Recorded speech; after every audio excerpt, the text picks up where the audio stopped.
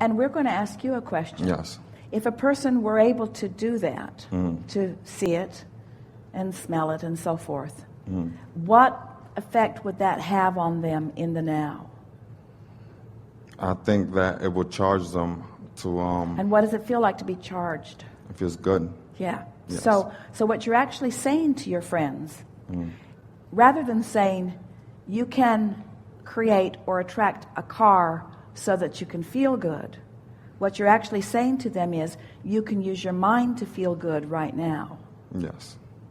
See, this is a really big distinction, because once you get it that you can use your mind to feel good, and you feel good, then you're on the disc, and everything that you put into your vortex can flow to your experience. Yes. So most people have it backwards.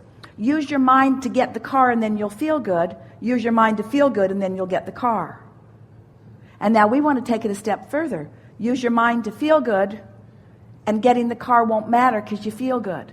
But that scares people. They think we're trying to talk them into just feeling good. And no one wants that.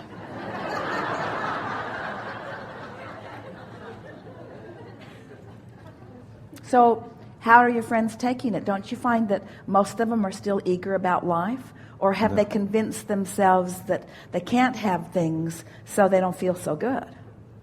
I mean, they get excited, and they practice, and they see things come to them. We like to encourage focus and awareness of what the focus brings. And so we encourage choosing things that you don't have resistance practiced about. In other words, if a person has wanted a car, and they don't want just any car, they want that car, and that car doesn't just cost a little, that car costs a lot. And they don't have that kind of discretionary income right now, and since they're equating having that with spending that, and spending that with earning that, then they have some obstacles in their path that they have to overcome. Yes. So we like to encourage them to get the hang of this by using the power of their mind, spending the vibrational currency on things that the universe can yield to them right now. Okay. Right now. Esther was sitting on her porch the other day in Texas, and she'd been out there for a few hours, editing, working on some different things.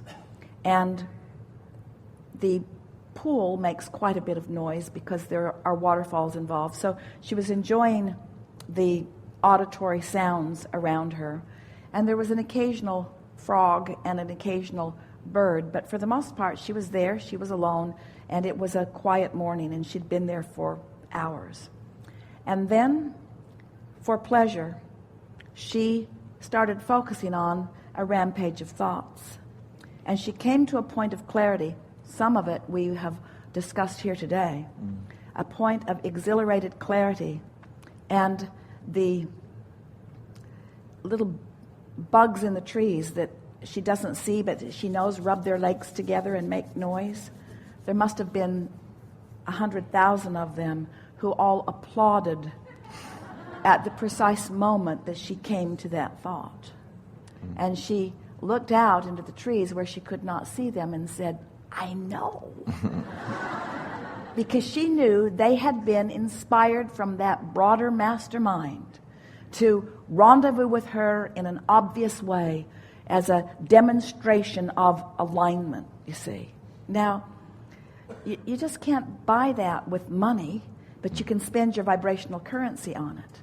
So as you encourage your friends to just focus upon things that they don't have resistance about, and you together play with them in conversation about it, and then hang around together for not very much time, an hour or two, and watch how many demonstrations the universe will give you that lets you know that we are all aware of what you're talking about, aware of what you want, aware of where what you want is, and aware of how to lead you to it, and boom, again and again and again and again and again, you're going to have that affirming experience that lets you know that you are the center of the universe.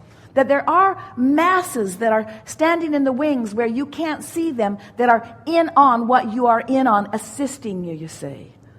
You begin to feel never alone. You begin to feel always involved. You begin to know your power and your value and your worthiness, you see. And it doesn't take very much of that before you say, oh, I like that. What about that? I like that. What about that?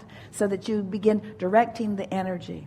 And what you'll learn, both about monetary currency and vibrational currency, is the more of it that you spend out the bottom, the more of it comes back in the top. In other words, you'll just find yourself so involved in the expenditure of this energy that feels good, and therefore the equivalent reciprocant of more energy coming back in, that it's not like, have you ever had a nest egg, a little clump of cash that you really didn't want to spend because that you didn't know how soon you were going to get more back in, and so you didn't want it to go out because it felt like diminishing? Mm-hmm. Well, this is the opposite of that, because the more of this you spend, the more comes back in, until you begin to understand that you can have a little bit that you're rotating, or you can have a lot that you're rotating. You can have a little clarity that you're rotating through you, or a lot that you're rotating through you. You can have a little bit of cash that's rotating through your experience, or you can have a lot of cash that's rotating through your experience. This is what you are demonstrating to your friends, you see. Our favorite conversation about the universe demonstrate, we would encourage all of you to make a short list, maybe as soon before you even drive out of the parking lot. Just get something to write on and make a short list of something that you would like to see that doesn't cost any money necessarily. It could, but it doesn't cost any money. It's just something that you're interested in seeing. Just pick something.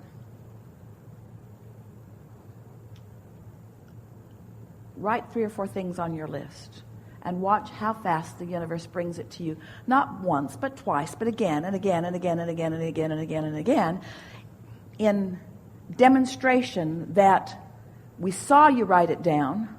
We know what you meant by it. We know where all of those things are.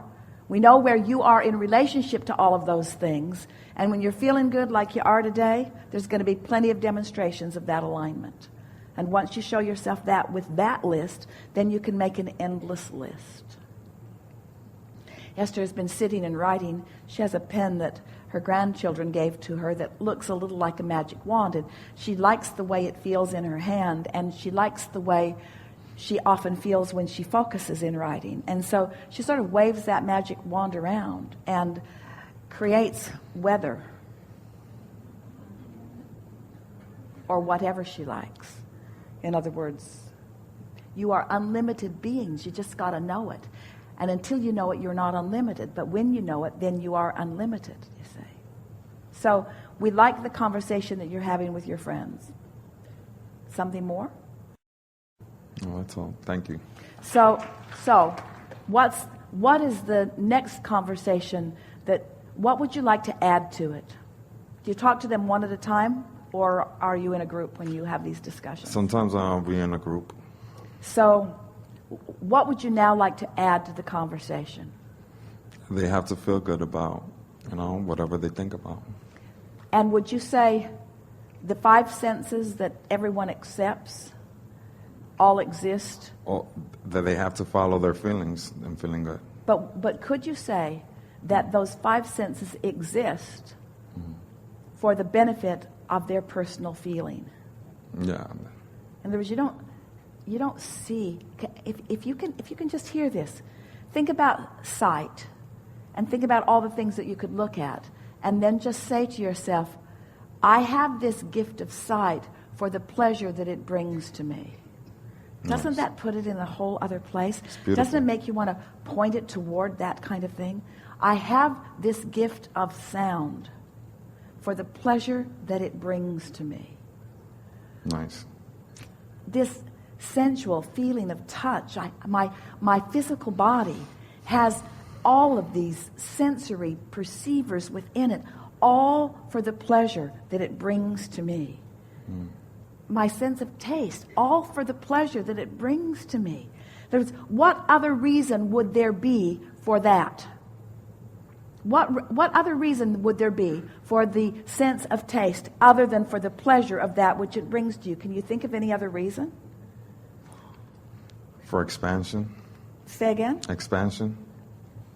Well, there is no other reason. We're just doing a sales job on you. We want you to feel that you just didn't get planted here with your inability to see or hear or smell or taste or touch. You came with the ability to translate vibrationally for the purpose of, and we want you to feel what the purpose of it is, for the joy of your physical experience. And you came with the ability to think for the pleasure of your personal experience, you see. And humans have kind of got off that track. You think you got to think to solve problems. That's not what it's about. You're thinking for the pleasure of the thought.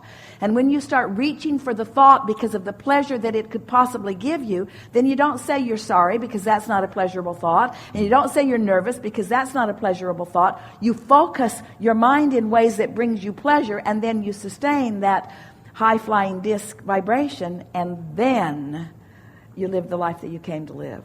We've sort of come full circle, haven't we? Thank you. Really good. We enjoyed this conversation. Yeah.